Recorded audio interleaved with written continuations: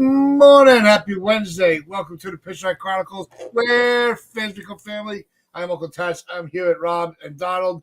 And that game yesterday was absolutely atrocious. No explanations or excuses can be made for that display of baseball. You look at the score 4-2, you're like, all right, it was a tight game. No, it wasn't. That was absolutely atrocious. And we are going, at one point, I will pass the baton to Donald to tear apart his new favorite player, one I'm sure will be renaming an award for at this point. But I'm done. I am done. I'm done trying to be the optimist with LeMahieu. I really am.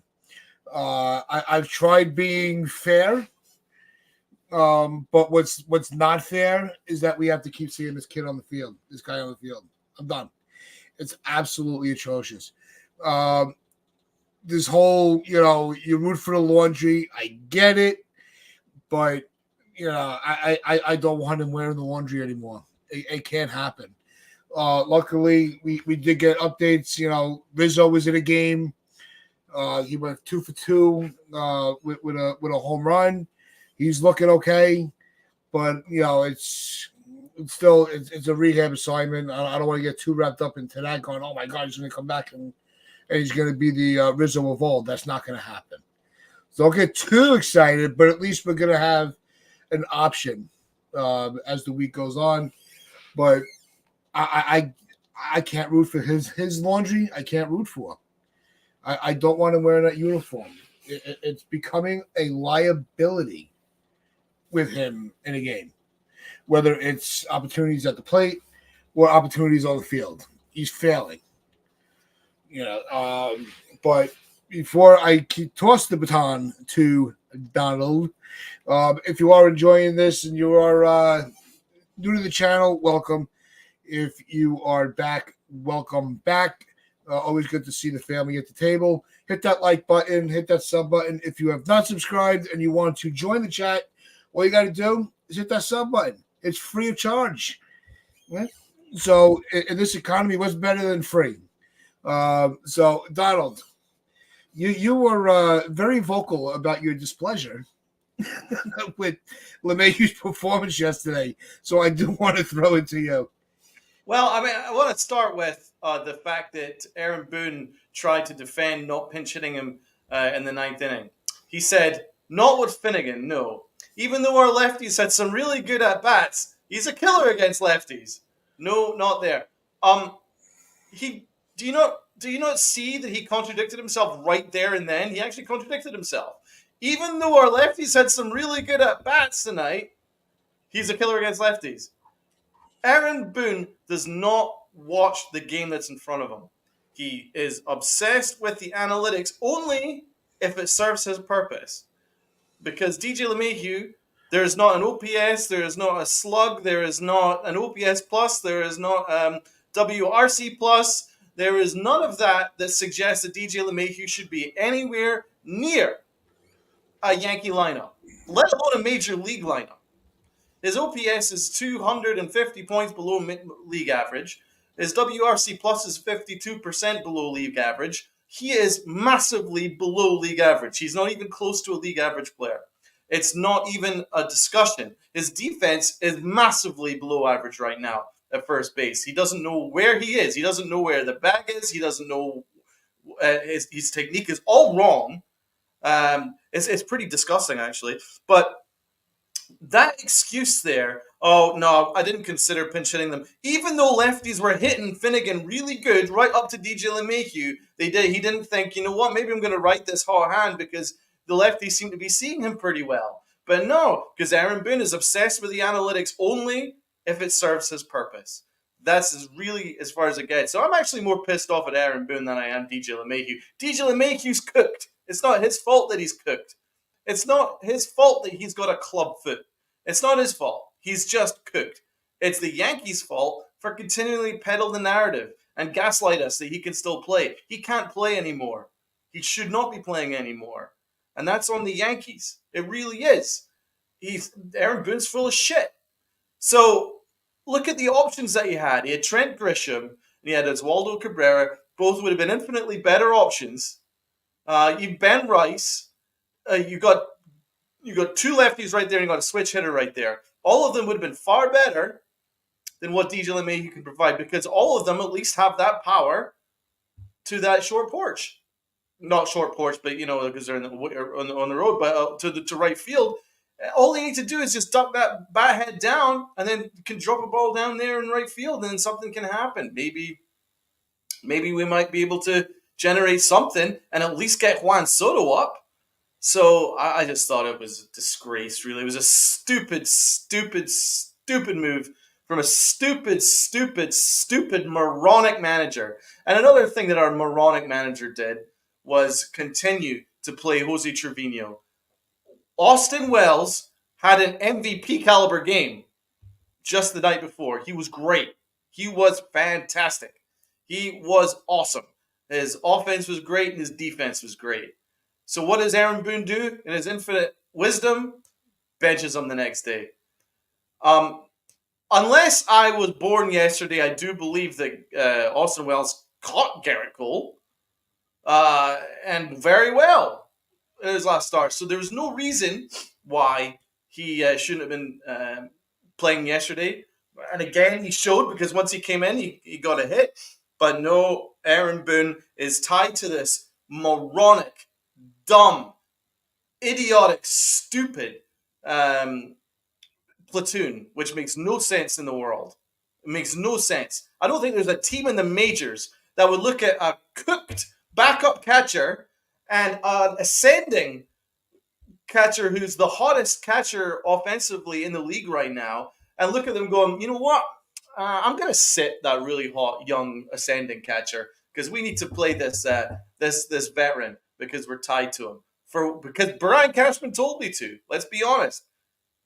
That's what it's all about. Because, as I say, the analytics suggest that Austin Wells should be playing. The analytics suggest that DJ LeMahieu shouldn't be playing.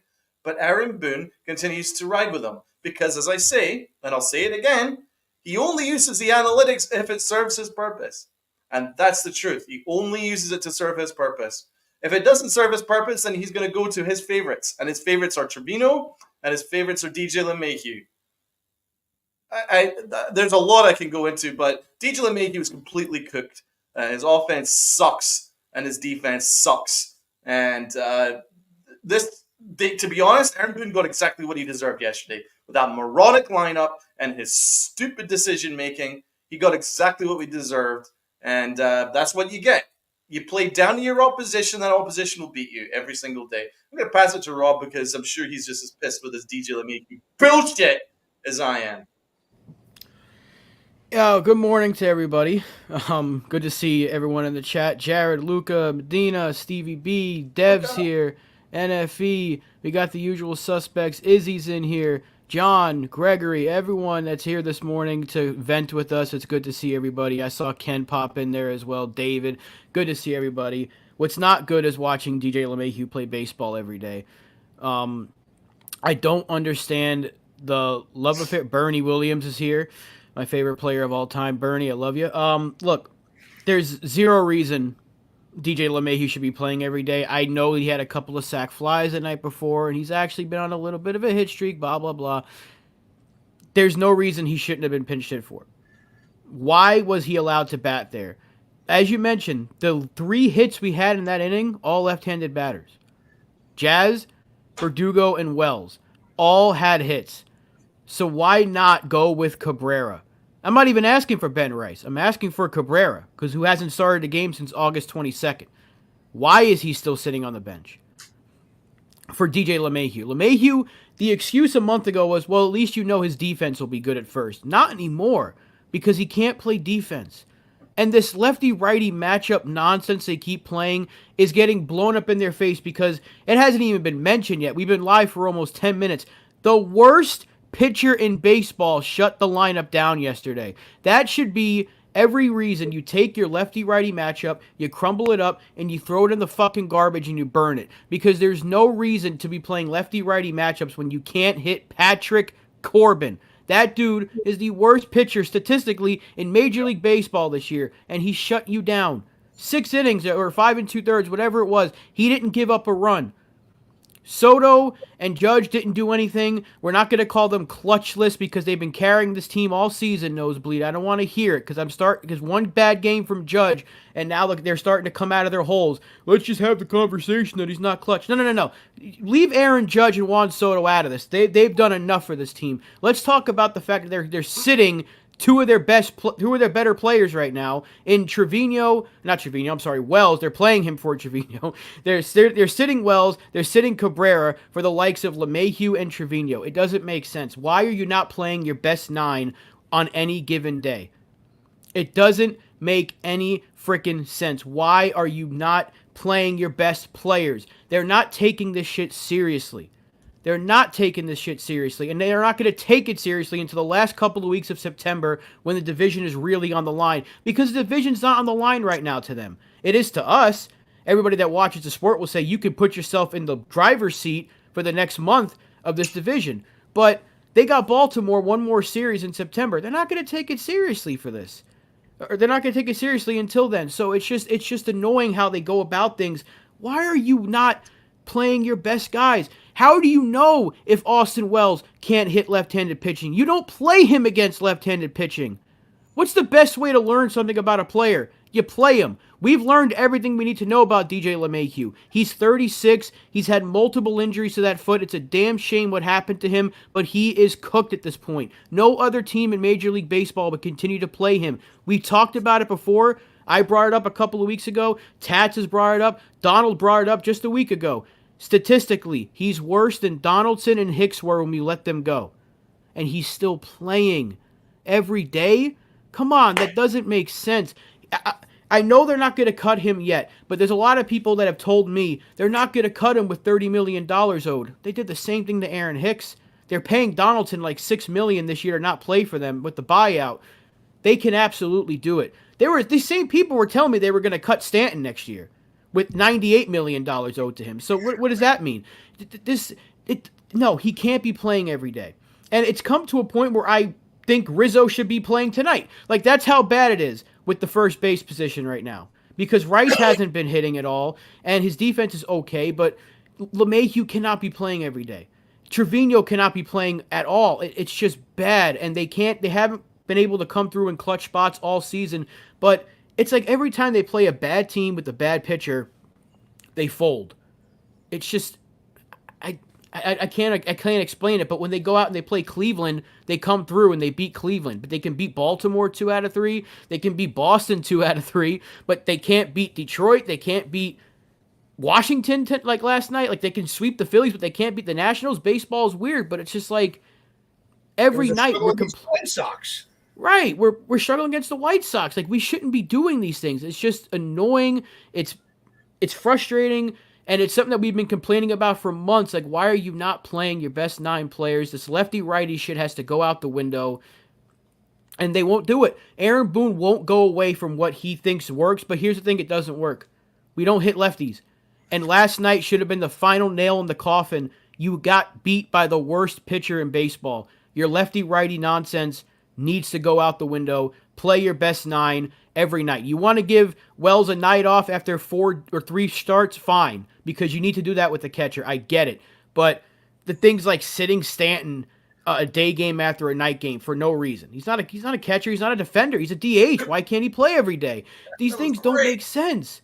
Like, you let Volpe play every day. I love that, because if he's part of your future, you let them play. Why can't we do that for Austin Wells? Why can't Cabrera sniff the field? It doesn't make sense to me, man. And I don't care if he was drafted as a first baseman, Ken. He's been proven to be a very good catcher. Play him. Have him catch. He caught Cole his last start, and he was great. Trevino catches last night. He's throwing the ball all over the field. DJ can't catch it. There's nobody covering second. It's like the fundamentals go out the window every time they play this matchup shit. What does that tell you? Stop playing the matchups. Take these games more seriously because you can run away with this division because Baltimore is not playing as well as they should be. But it's annoying because I know they're better than this, and I keep saying this every time. They just don't want to do what other teams in baseball would do, is play your best 9 as many times as you can. They don't do that. No, it's also the trust in the players. We saw it on the other side, with the Nationals last night. Having a pulse for the game, trusting your pitcher to get one more out, pushing them to go for that extra base, put the ball in play. I mean, Washington played a very good game yesterday. There's no denying that. But the Yankees just played that much worse than what we expect, where they handed them a well-played game. I think that's where it comes down to. No, it's the lefty-righty matchup. That can be argued forever and ever because that's what the book says, so that's what they're going to do. And you're right. You didn't have to put Wells up in that spot. You had Cabrera. You had Rice. You had options. Finnegan, his numbers against lefties, they were saying on the radio, lefties do not hit Finnegan. I think it's almost like 1.0 something batting average. Well, 114 batting average, but it's irrelevant because 3 lefties hit him anyway, just right there and then. So there was no point doing it. Yeah. So that's where it backfired. It's like, well, why can't Wells do it? Wells is one of the statistics. Well, Wells was already playing, man. You could have had Ben Rice. You could have had not Wells. Trent Grisham. You could have had Oswaldo Cabrera. All 3 of them could have played. Who was the pitcher before Finnegan? Does anybody remember? Because I can't think of his name off the top of my head. But they want to talk about lanes. Barnes was their pitcher.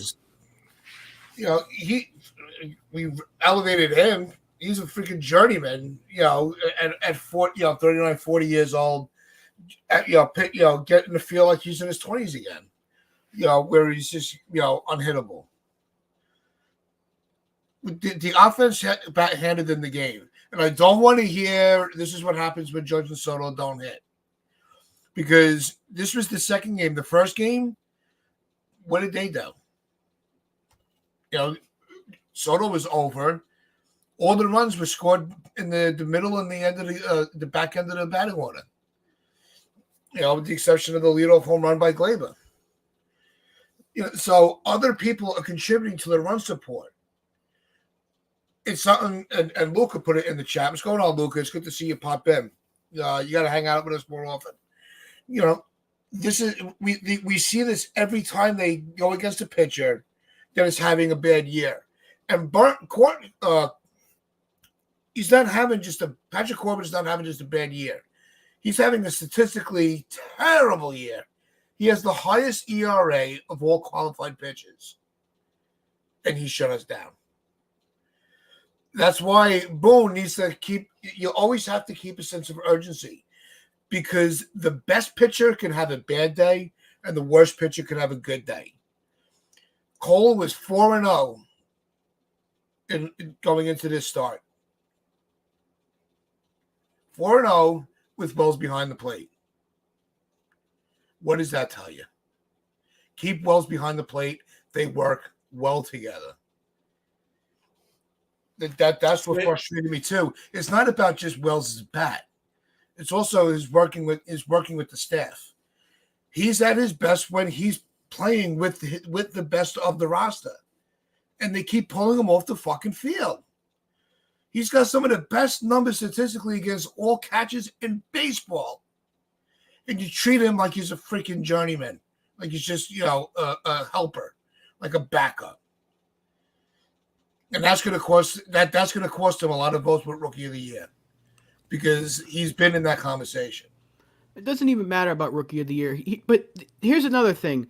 They didn't platoon when Narvaez was here. Narvaez was a better hitter than Trevino was in his short stint. Yeah. He was actually putting up good at-bats, and his defense was fine. They didn't do it when he was here, but the second Trevino got back, who's been hurt the last 2 years, and he's been bad, they're platooning with him? Doesn't make sense. That's what Austin I'm Wells saying. proved he should be playing every day. Why is he not playing as many days as possible? I get it. It's different from a shortstop to a catcher. You can play Volpe every day. You can't play a catcher every single day. They're not going to play 162. But you're telling me he can't play like 3 straight and then sit and then play another 3 straight? Like, you can't do that? We did it with Posada back in the day. I don't want to keep bringing up the 90s, but we did it with Gary Sanchez, for crying out loud. And that wasn't that long ago. So, like, why can't we do that? It's just... That's right. It's political. Yeah, it's frustrating, man. Like, we're not talking about changing up the roster. Oh, trade this guy, or DFA this guy, blah blah blah. We're talking about playing our best guys. I mean, yeah, I would like to see Dominguez here. Obviously, I think they can make room for him easily.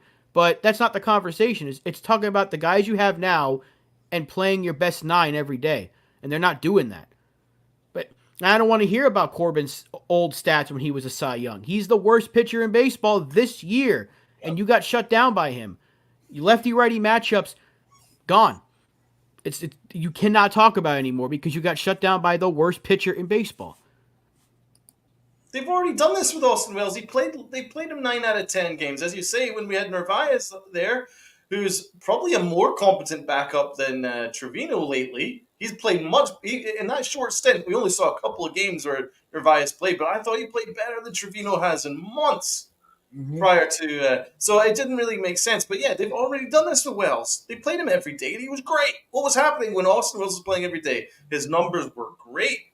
He was catching great behind the dish, and we were winning games. But the worst thing that could have happened was Trevino coming back, because I knew what was going to happen. Because this is what the Yankees do. There's a hierarchy. There's a pecking order. And these guys are untouchable. And these are the veterans that Cashman is absolutely connected to. It's usually if he's invested in them, if he's traded for them, whatever it is, it's a Brian Cashman thing because he has to play them. Trevino was one of those guys. And they did the same thing with Donaldson in order to prove us wrong that Donaldson was a great pickup. He wasn't. He did the same thing with Aaron Hicks. Aaron Hicks had no business being a Yankee for as long as he was, but that was a Brian Cashman investment. They doubled down on him. And it's the same thing here. It's the same thing here with Trevino. Austin Wells is a better player. Play your best player. It doesn't matter lefty, righty, doesn't matter. Wells is hitting them very, very well. I've seen great at-bats from him against lefties and righties. And most importantly, he's catching a great game. Trevino's catching was bullshit yesterday. He was throwing it all over the ballpark. Very amateur. He even whiffed on a fastball that Garrett Cole threw. Whiffed it right to the backstop. So don't tell me that Trevino is this magnificent catcher. So, I mean, that was just stupid. By the correction, Tats, Matt Barnes isn't 40, he's 34. So he's not that. He's not like 102. I thought he was all He's still he can still pitch. But the Yankees did make him look very good. But another thing, I mean, this is what it comes down to. Aaron Boone's teams are incredibly unprepared, and they don't do the fundamentals. So, hey, listen, tonight we'll probably win. We'll probably win 2 out of 3, and then it'll be forgotten about. But this is the kind of stuff that's going to rear its ugly head in October. Because when you have Torres who doesn't know which base he needs to be covering, you've got guys throwing the wrong base, you've got Jazz Chisholm not tagging at third base, you got DJ LeMahieu being a clusterfuck at first, and you got Trevino just throwing it all over the ballpark. The fundamentals are completely gone. I mean, they're not even close to league average fundamentals. Our fundamentals are shot. They don't cover the right base. They don't throw to the right base. They don't play hard. And that's why I'm pissed at Aaron Boone. That's why more people should be looking at Aaron Boone. But the thing is, a lot of people don't look at Aaron Boone because he's this nice guy. Oh, he's a nice guy. Aaron Judge loves him. Well, that's great. But is he a manager that's going to get you to play better than you are? Raise your level, play fundamental baseball, make smart decisions with a lineup, make smart decisions with pinch hitting and things like that. No, he doesn't, because these guys don't know what base they need to be covering. They don't know which base they need to throw to. And they just play like this. And this is not the only time we've seen this. That's why I'm pissed off. We saw it against the White Sox. We've seen this recently. We've seen us throwing the ball over the ballpark. We've seen us not cover the bag. This is not just yesterday. It's been going on for years. That's why I'm looking at Aaron Boone. That's why when people say, oh, the manager at baseball doesn't make such a big deal. Yeah, it does when you're this bad. It does when you're this bad. He needs to be better. Well, No, it's been going on for years, and that's why I finally reached the end of my tether with him. yeah, I want to throw a different angle into this, right? Especially in reference with the defensive first base. You do need somebody that has a more solid defensive glove on the first base bag when you have a player at third base who's never done it before. And I don't want to I don't want to flip this into this is Jazz's fault, but he's going through learning curves himself, having to throw the ball to an okay first baseman. You don't have a Rizzo at first that can, scoop every ball with a blindfold on. So that also has to be part of the equation of Boone putting together this team and how he's going to orchestrate the infield and the lineup. Is you do have a third baseman that's going to have learning curves. Jazz has made some phenomenal plays, but he also going against a speedy team like Washington. You can't hesitate at all, and you cannot have 4 errors in your infield. You can't have it. That's unacceptable. They never should have put Jazz at third to begin with, but he's looked okay. But I think he's throwing too hard. Some of his throws look like he's firing a rocket out there. I don't know. He's got a fantastic arm, and that's what you want at third base. But that seems like an arm that's more fit for shortstop and center field. But I mean, he's done his part. But you need a better scooper over there. DJ's not that anymore. He's just not. I don't even know if Rizzo is, because let's not forget how bad Rizzo looked before he got hurt. Yeah. I don't know if that player's on the roster. I don't think that player's on the roster. So, but hey, this is what they did. They put Jazz at third. I think he's looked better than I expected, but there's certainly been some issues where you're like, this is a guy that's never played there. You can't expect him to be a Gold Glover the second he hits the field, but they weren't going to move Gleyber Torres. I said it the second he got here, he should have been the second baseman, and Gleyber should have been gone. But, to Gleyber's credit, he has been playing better lately, and he did put together a really good at-bat in the 9th inning. But they got Jazz at third. They got to stick with it now. Because if they switch him to second base next year, it's not going to really this would make no sense. But that's another story. They need a good first baseman. DJ's not a good first baseman. I don't think Ben Rice would be the answer over there either right now, at least defensively. They need Rizzo back, and they got to pray that Rizzo for the next month and a half is back to what he was pre-concussion, because then we might have a chance for this infield to be a little bit more mistake-free, because Volpe's been great at short overall. Torres has been better, but he's still making some of those blunders. Jazz is learning on the fly, which is why you should not have made that switch mid-season. Yep. You acquire a player and then you put him in a new position that doesn't make sense in the middle of the year. We need Rizzo, and I can't believe I'm saying this at this point in the year, but we need Anthony Rizzo back.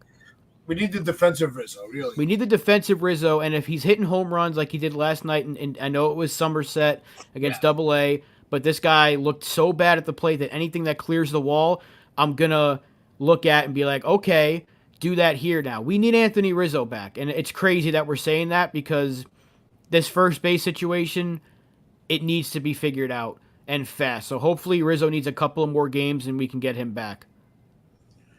But it's a typical Yankee square peg round hole situation. They've been doing this a lot. Jazz Chisholm is the classic square peg in a round hole. Great addition. That was the one addition that I was extremely excited about, and rightfully so. He's performed it on the field. He's been a breath of fresh air. But he's not a great third baseman. He's made 5 errors in the last 4 games, and it is and it is starting to become a bit of an issue because just little things like he doesn't know how to tag. His tagging technique is all off because he's used to playing second base or shortstop or center field. He doesn't have to do these things, but his technique at third is a little bit off. And they're still trying to figure it out, but that's a square peg round hole. But they've been doing this a lot for years now. They had IKF, phenomenal third baseman playing shortstop, and he couldn't do it. Gleyber Torres, he was a plus second baseman, moved him over to shortstop, below average shortstop. They do this a lot. They do the square peg round hole, and they love to do it. It's their favorite thing. They can't wait to get their mitts on something and try and find a way to screw it up. They even wanted Chapman from the Giants. He was when he was the A's. He wanted to move him to shortstop instead of trading for him to play third base. He wanted to move him to shortstop because this is what the Yankees do. Their analytics guys are sitting there who've never played a game in their fucking lives. They probably haven't watched it in their fucking lives, but they're sitting there on their laptops going, well, I wonder if we could maybe move Matt Chapman to shortstop. Oh, we could maybe use IKF shortstop. And we'll just not take any responsibility when it blows up on our face, because that's exactly what happens. When they do these stupid things and it blows up in their face, they're faceless, right?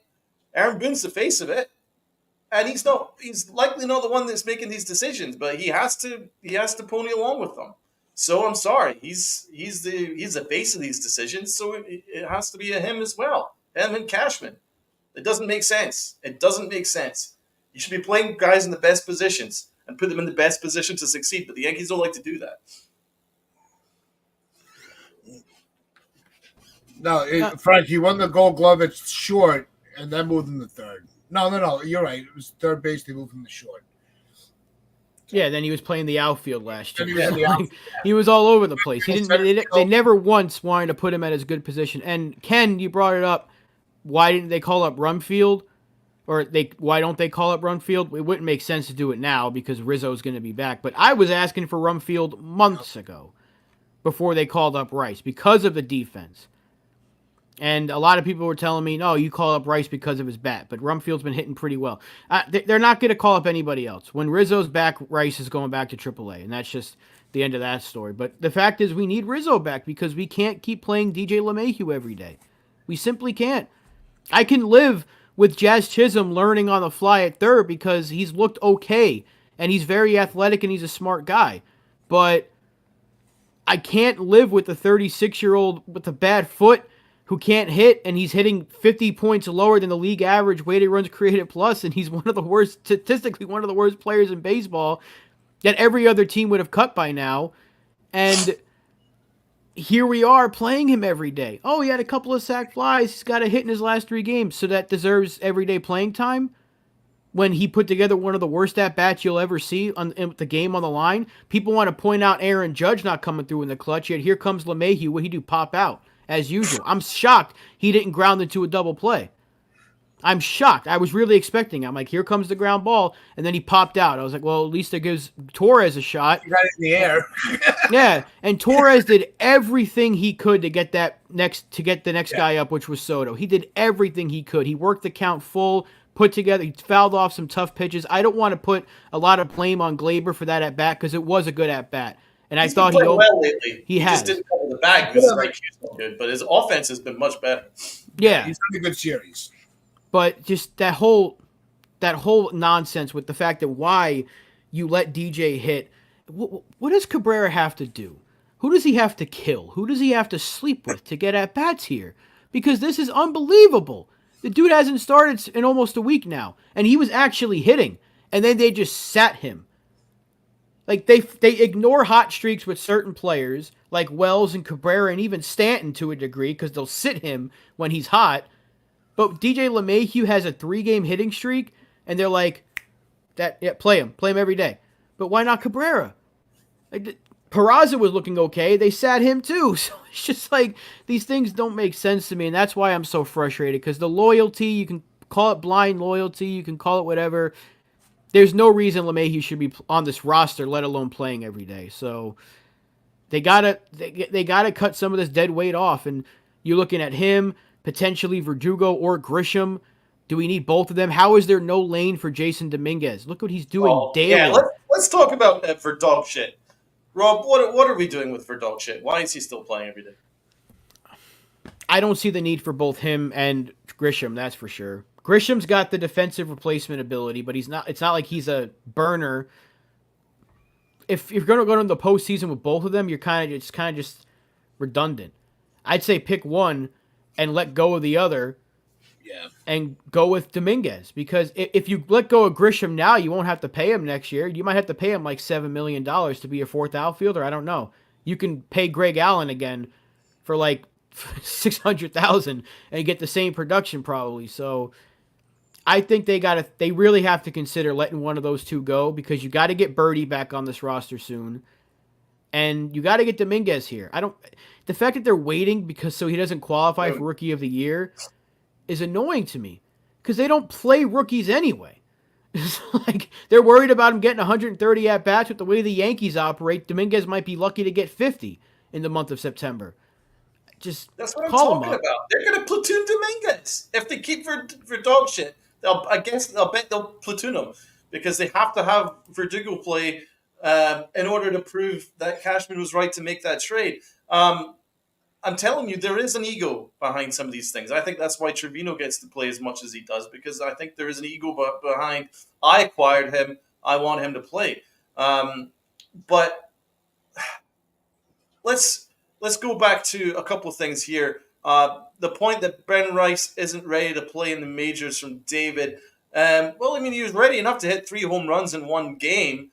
You don't do that by accident. But what I did notice is that as soon as DJ LeMahieu kind of slapped a couple of hits together, we never saw Ben Rice again. And it was weeks until we saw Ben Rice again. And then when we did see Ben Rice, he was completely stone cold. And he's never looked right since. I think the Yankees have a lot to do with why Ben Rice completely fell off the grid. Again, DJ's not your future. Ben Rice possibly is. I would have made Ben Rice the everyday catcher until Anthony Rizzo was healthy. He was playing better first base than DJ LeMahieu, and I think he did. Rob, no, do you not think he played better first base? I think he did. And offensively, he was adequate for a while, and then it's completely fallen off a cliff. But the Yankees love to do that. They love to just sit them and make them stone cold. But really, this stuff with left field is a bit of a joke too. The truth is, Dominguez should be up. I thought the 27th man was a disgrace. It was a no-win situation, and I'm looking, and no one talks about it. How is no one talking about the fact that your top prospect, who is a star for the few weeks that he was healthy last year, when we called him up, got treated like that? 27th man played one game in the middle of the order against the best lefty pitcher in baseball, didn't do anything because of that, and then the Yankees had all the excuses he needed to just sit him again, bench him again, and send him back down to AAA. I thought that was embarrassing. Imagine doing that to your top prospect. All for Verdugo, who hasn't hit in about 3 months. Who isn't going to be here next year. None of it makes sense. Rob. John, how did Dominguez let you down? He got hurt. Yeah. He got hurt, and he had one. Were you let down by the team? Because that makes sense. Or were you let down by Dominguez? I want you to explain that for me, because if that Dominguez did nothing wrong, the dude unfortunately got hurt and got hurt a second time trying to come back from his first injury, and the team never gave him a shot. But, the way they treated him out, that makes sense, John. I got you. Yeah, there's no reason he should have been there. You want to have it's a special game, right? The Little League World Series game. So you gave him a 27th man. Why the fuck are you using Jason Dominguez there? Why is he batting fifth? And you're telling me this kid's not you can't call him up? There's no lane? You trusted him enough to put him in like you just said, the best pitcher, not the best lefty pitcher, the best pitcher in baseball right now is Tariq Skubal. And that's who you let Dominguez face in the middle of the order. And now you're just waiting and waiting. and waiting to call him up because you don't want him to qualify for Rookie of the Year, you're not letting Wells play enough to win that award. Because he could. If they played him every day, he probably would be in the driver's seat, but he's not going to get it. He's like 5th, I think. I think Heal's considered to be 2nd, but he's not winning it. Who cares about Rookie of the Year? I think it was David that said it earlier. Who cares about Rookie of the Year? We want to win now.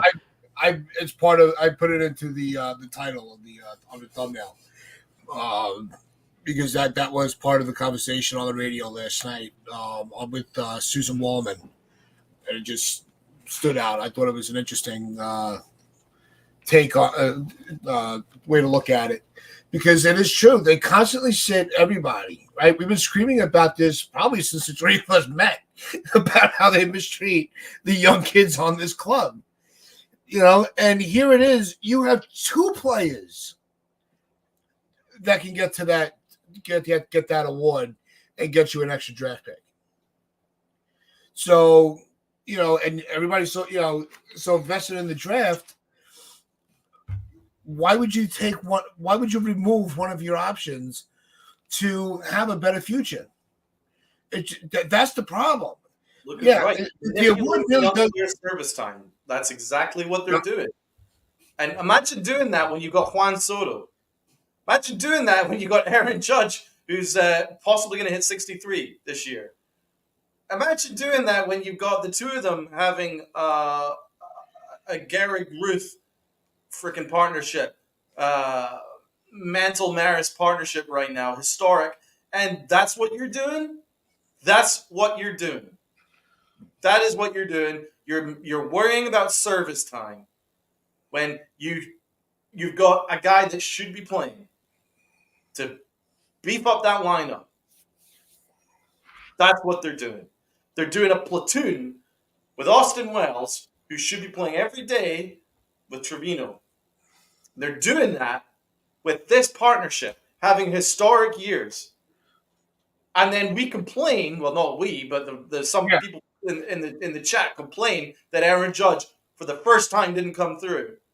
Do you see the amount of pressure that he and Soto have to do? There's about 4, maybe 5 league average hitters in the entire Yankee roster. They're the 2 superstars, and then the other league average hitters are Stanton, Wells, and Jazz Chisholm. We don't even see Wells. So that's the amount of pressure that is on Soto and Judge every single day to be fantastic and be better than the other 4 bums that we play every day to make up for it. So I'm sorry, man. I'm not buying this shit. Yeah, I'm not get sick. Fucking Verdugo, DFA him, and let's start getting better. Let's start playing better. I know what fucking base you're supposed to throw to. Jesus. And this isn't to shift the blame towards Judge at all. He gets a pass with the season he's putting together. But that was his 20th ground ball in the season. He's they're getting guys on base in front of him. But he's not good. He can't be the hero every night. Yeah, it would have been great for him to hit a grand slam or a double in the gap. But the amount of pressure he's under, and yes, I don't want. He's paid for the pressure. He's got that C on his chest. He's got the big contract, but he's he can't. You can't win with one guy. He's not going to be able to come through every time. That's not realistic. Are we going to ignore that he robbed a home run the other night? Like, exactly. Yeah. What more do you want him to do? He's come through his clutch numbers. A lot of people want to say, "Oh, he's not that clutch." Go look at his high leverage numbers. Like, there's been so many stats that have been brought up throughout the year and throughout the years that prove those arguments wrong. The guy comes through more times than not. Think about last year. Was it against Toronto when we hit that walk-off shot? Like, he does this a lot, and he's come through on multiple occasions this year. He has one rough game, and no, I don't want to talk about Aaron Judge right now. He's not part of this conversation. The fact that he's got 20 ground balls. The dude's about to hit 63 home runs. We're going to talk about his ground balls. Verdugo has about 74. He hit another one last night. Yet he's playing every day. There's another thing about the lefty-righty matchup. Why is he allowed to face left-handed pitching every day, but Austin Wells can't? Explain to me that. Why is Trent Grisham, who actually hits lefties better than righties, does he play against lefties? No, he plays against righties. Why is Grisham on the roster? I don't know. They don't need both of them. That's what I was just saying. They don't need both of them. They need one of them because one of them is going to be your fourth outfielder in October. Do you want to pay Grisham next year, or do you want to just let both of them go? You let Verdugo go next after the year's over, and you can let go of Grisham now. Someone will pick up Grisham probably, but he'll be their problem. But if you have Verdugo as your fourth outfielder, but the thing is, are you really going to want to take out either Judge or Soto in an October game? No shot. So your only option to take somebody out would be Verdugo for Grisham or Dominguez for Verdugo. Verdugo as your fourth outfielder in October is a fine defensive replacement, but I wouldn't want to take out Jason Dominguez anyway. So, just call up Dominguez. Get one of them off this roster, and then you can have Birdie come up for the September call-up in a few days. Your roster expands to 28. You'll get one batter, one pitcher. Call up Dominguez. Why do we need Grisham? It's just... The thing was, Grisham... Remember, Grisham was actually, when he was getting regular playing time, he was actually productive. He was playing a very nice outfield, and he was coming through in clutch spots. Let's not forget, me and Luke are watching this game in Midtown when we were playing Fenway, bottom of the ninth, and top of the ninth in Boston, and we were losing. And Grisham came up in an RBI spot, and he came through, hit it off the wall. So, I mean, he can come through. He's pretty good in clutch spots, Grisham. And on occasion, certainly more than freaking DJ LeMahieu has and for dog shit has all year.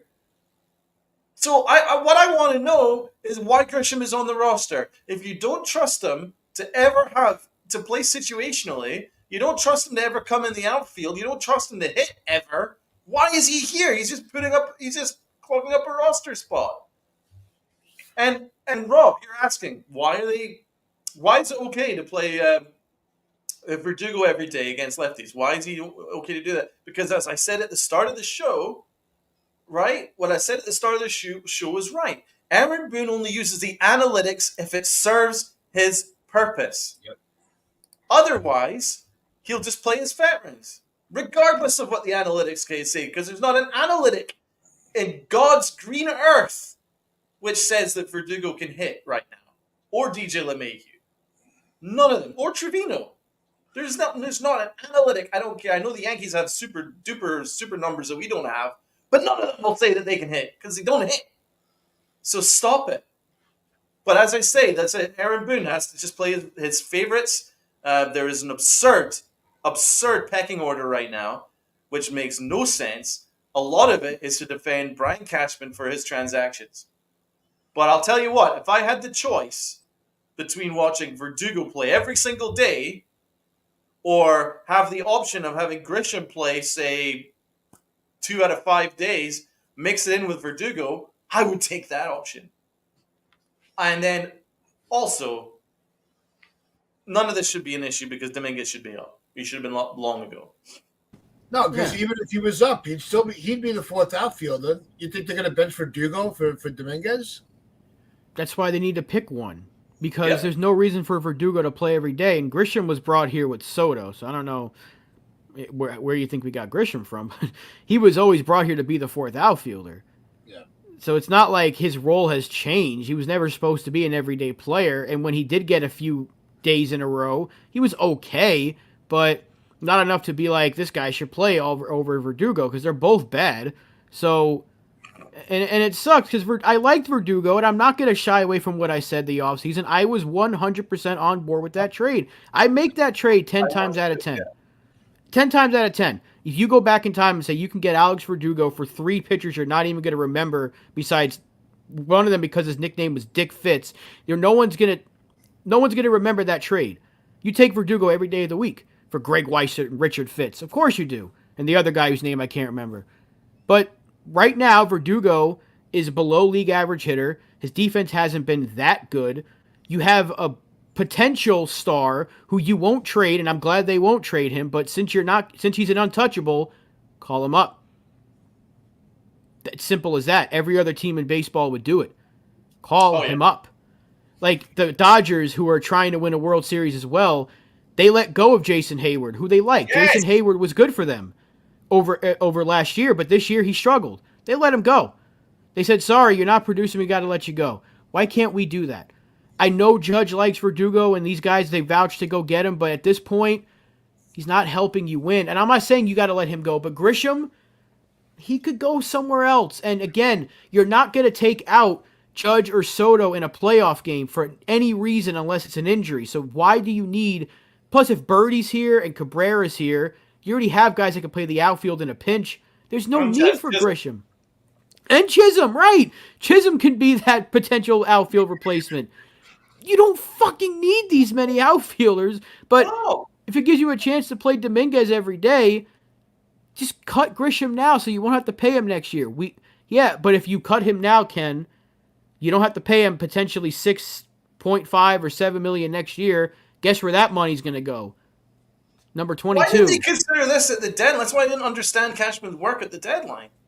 That Jeff Chisholm trade was great, but it should only have been the first piece, the first domino to fall. You had to do something regarding this outfield clog-up situation. And that's what we've come to. What should have happened was, yes, I completely agree. I was with you, Rob. When we made that trade, I was like, yes, I like this for Dominguez.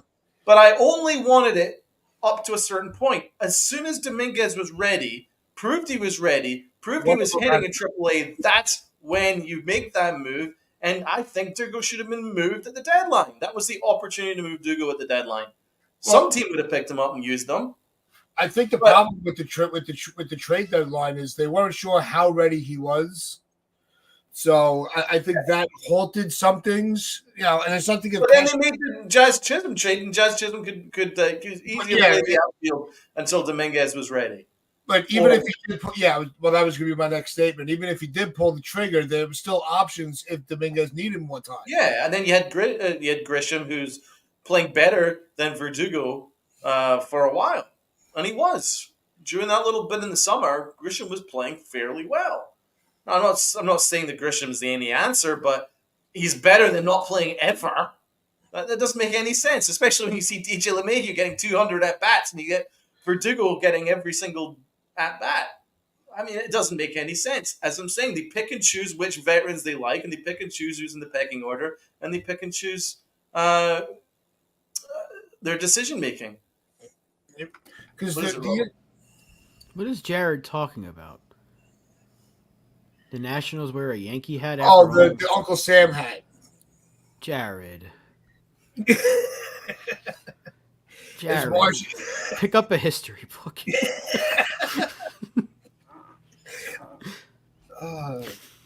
I was going to make a joke that they did that just for the series. No, look, it's the logjam in the outfield right now is killing Dominguez, and this is the Yankees recipe. This is what they do. It was the same thing with Florial. It's the same thing with every other guy that they cling on to for dear life and trade deadlines in the offseason and never push them to the forefront. This is what they do. And it sucks. I'm tired of it. I want to see that. I want to see Dominguez, Judge, and Soto as our everyday outfield. But I'm saying it now. They're gonna call. He's gonna be a September call up, and I think if he starts 10 games in September, that's going to be a lot. I don't even think he reaches double digits and starts. Thing is, they're going to have to make a decision soon because you have September's coming up in 4 days. Yep. So even if he is a September call up, fine. But you have Birdie coming back and you have Rizzo coming back. So Birdie's going to replace who? Cabrera? They better not do that. And then we know Rizzo's replacing Rice. So somebody's got to go. Unless they wait to call up Birdie in September and just leave Dominguez. I could see them doing that because they're so married to fucking Verdugo and Grisham right now. Yeah.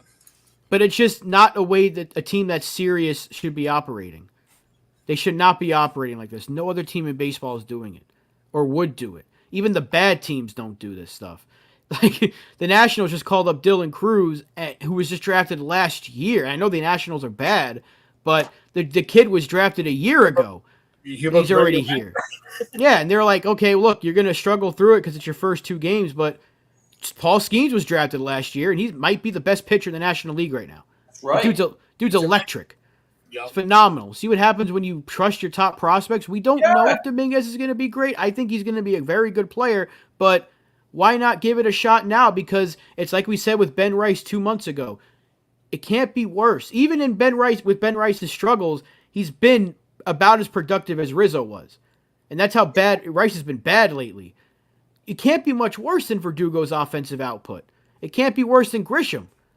If Dominguez comes up here and just has like a league average OPS, guess what? That's better. It's better.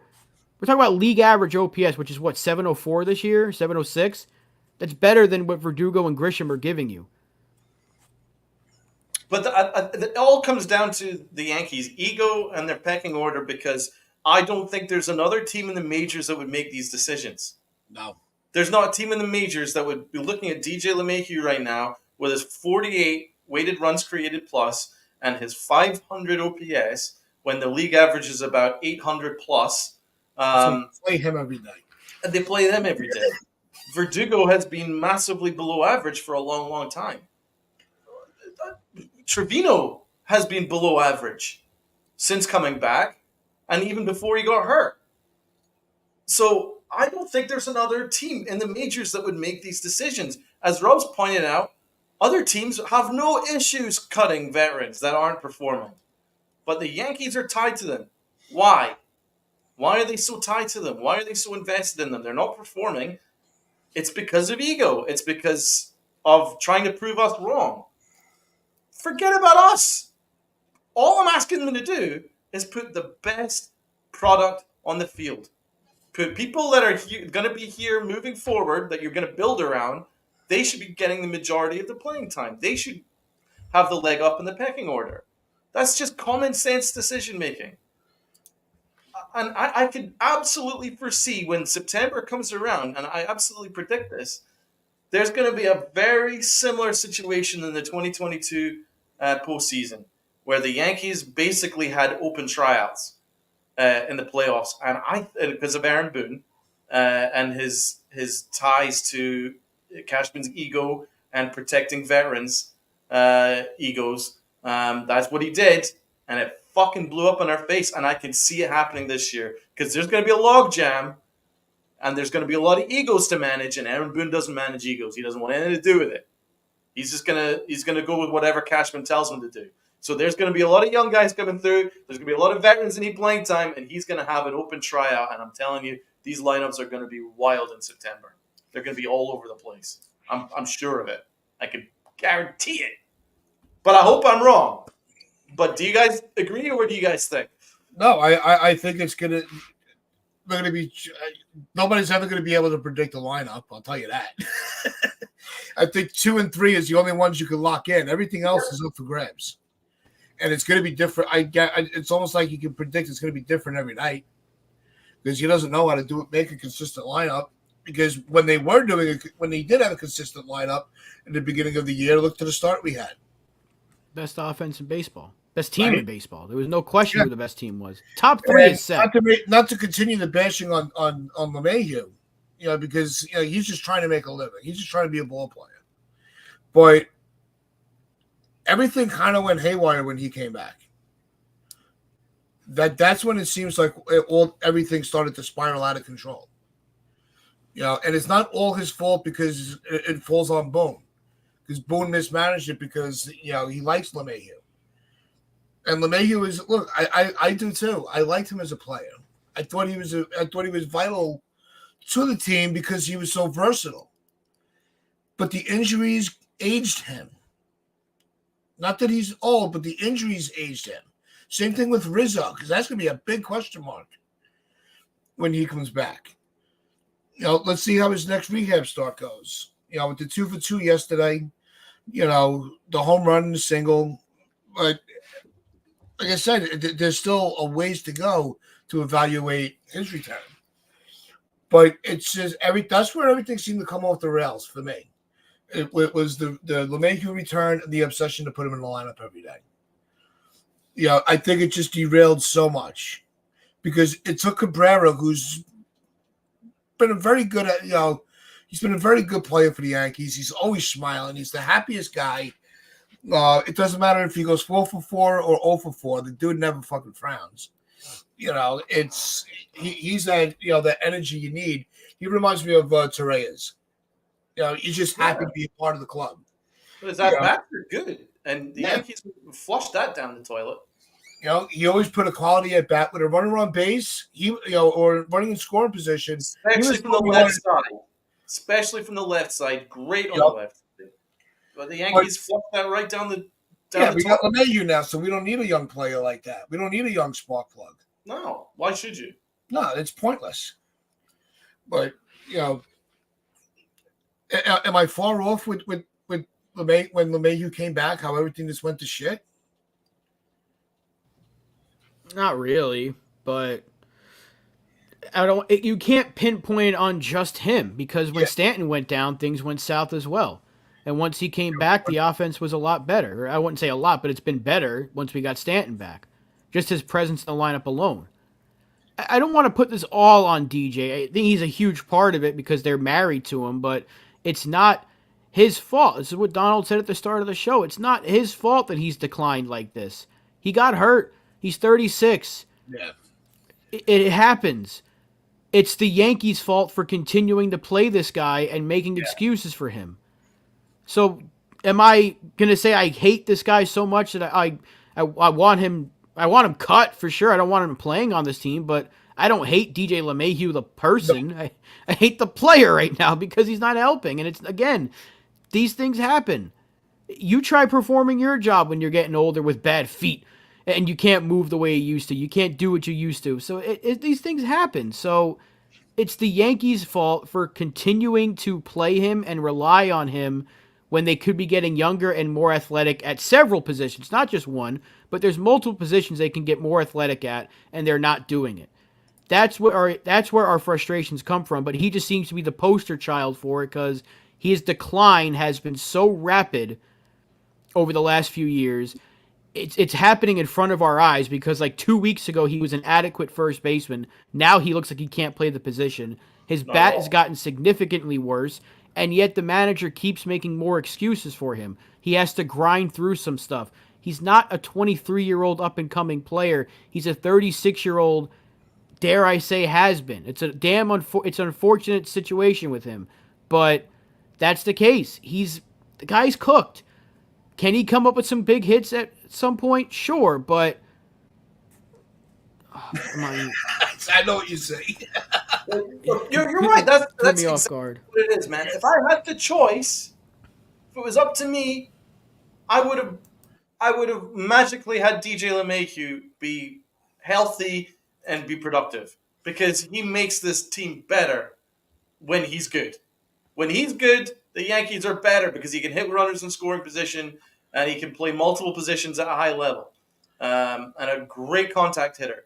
He just doesn't have it anymore. I don't hate the guy. I was rooting for him passionately right until I had to open my eyes this year and realize the guy's cooked. It's just the reality. But the Yankees are gaslighting themselves, not just us, themselves. And when they gaslight themselves, they're putting this product on the field, and he is cooked. Stop the nonsense. He's cooked. Now, there is a point from John who's asking when Birdie's back. I don't know where Birdie's going to fit, but when Birdie's back, would he play first base? Well, he's never played first base in his career, as far as I'm aware. He's more of a left side of the infield guy. He's like third base. He's but like I don't know how this is short. gonna work. He can play everywhere but first. He can play everywhere but first and catcher. So they could put him in the outfield. He's a pinch. He's your pinch runner. He's your pinch runner. He's your defensive outfielder. He's your defensive infielder. That's John Birdie, and he's a contact hitter. He's basically what they wanted for not for Dugo, LeMahieu to be. Right. That eliminates the need for LeMahieu, and that eliminates the need for a Trent Grisham, because you'll have him and Cabrera and Jazz that can all play the outfield. The writing, it's right there. Here's an Aaron Boone quote. It's right there in front of you to get Dominguez on this goddamn roster and play him every day. It's right there in front of you, Boone. It's right there in front of you. And they won't do it. This is why I'm so mad about it. How are we seeing this, but you can't? So, I'm sure Birdie can learn first, John, because they start Jazz Chisholm third base on the fly, so. You never know. But I mean, as I say, man, it's a classic square peg round hole. Yep.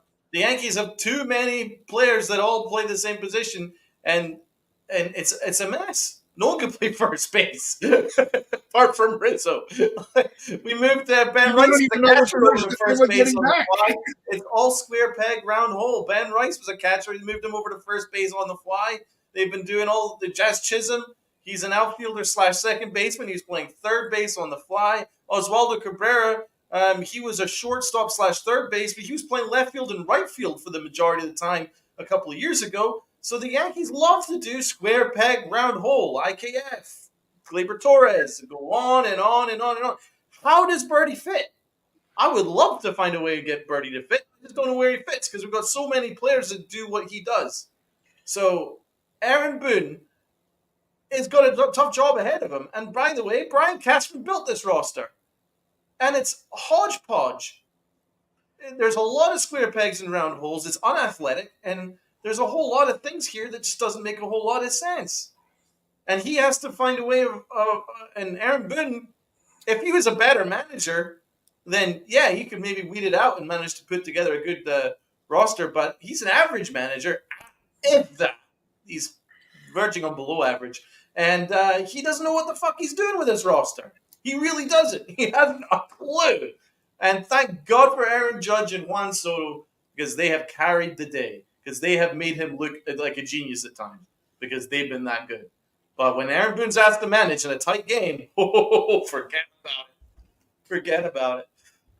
Yeah, and it's a shame because prior to the injury to LeMahieu, he was on the way. He was on the fast track to be up there with a Ben Zobrist as one of the best utility players the game's ever seen. He was on that road, and he just completely he came off. He's done. He was good last year. That's the thing. He was good in the second half last year. It's not like we're talking about this was 4 years ago. It was a year ago. Yeah, and Chaparro had a great game last night too, and I don't think there was a spot for him last year, but they could have held. We certainly can use him right now. But we're talking about getting more athletic. Cabrera's sitting on the bench right now. Yeah. You telling me he wouldn't be a better option at first base than anybody else they're throwing out there? Dominguez is rotting in AAA as far as I'm concerned. He'd be far more athletic than Verdugo. The two answers are right. Here we go again, right there in front of you. Well, unfortunately, we do get a game tonight where we get a chance to at least take the series. Why don't you guys try to get Boone to come on the show so we can hear your opinions in person? Are you sure that's what you want? Do you see how he treats the people on Job One Media who actually pay him? They pay him to get for them to be insulted. Like, oh, well, when you're the manager, you make those decisions. So yeah, I don't think Aaron Boone would like my mouth too much, to be honest. Because me, Rob, and Tatsby don't have a very high bullshit. Meter. We can't put up with too much bullshit. No, but I think I can say that we would be very honest but respectful. Oh yeah. Yeah. It's not like we're gonna come here and have them leaving in tears. We could, but we wouldn't. No, we do get a chance to redeem ourselves tonight before getting to the next series. But it's all on Rodon. So who knows which one we're gonna get? I think actually Rodon's look really good. I'm not worried about Rodon. It all comes down to here we go again. It all comes down to the lineup construction, and how they navigate that. And I'm hoping we see more of Game 1 than last night. I want to see contributions because we proved in Game 1, even when they don't give Soto and Judge a lot of reason to set off the fireworks. There are other players on this team that can contribute and win us games. So it's something that, it gives you optimism. I want to end the series with some optimism. So I think they will. Personally, I think the Yankees will take 2 out of 3. And it's going to make us ranting today look a little outdated, but then it won't be, because 2 days later, the Yankees are going to find a way to do this again. And they keep doing this because, as Rob pointed out last week, this is what they do. One day they're going to look great, and then the next day they're going to look like the worst team to ever set foot on a baseball field. And it's going to continue. This is who we are. And it's going to continue right through to October. We're going to win some great games that yes, the Yankees are going to World Series. And then they're going to find a way to play what we saw yesterday. Throwing to the wrong base, covering the wrong base. And Aaron Boone going, well, I was really proud of the effort tonight. Really, really good. Well, I also think for personal reasons, I want to see Mackenzie Gore get the shit kicked out of him. But that's why between us. But you know why. But we'll see how it goes tonight. And then we will be back Friday, and as always with the award segment with Donald that we all love and look forward to so much. But we do also love and look forward to seeing you guys in the chat. So you guys are the all-stars. You guys are the rock stars. So if you can, hit that like button. Hit that sub button if you have not, so you can join the chat with the rest of the family. Share this out with your friends, your family, the stranger on the corner. And as I always like to say, wear those pinstripes of pride and play hard.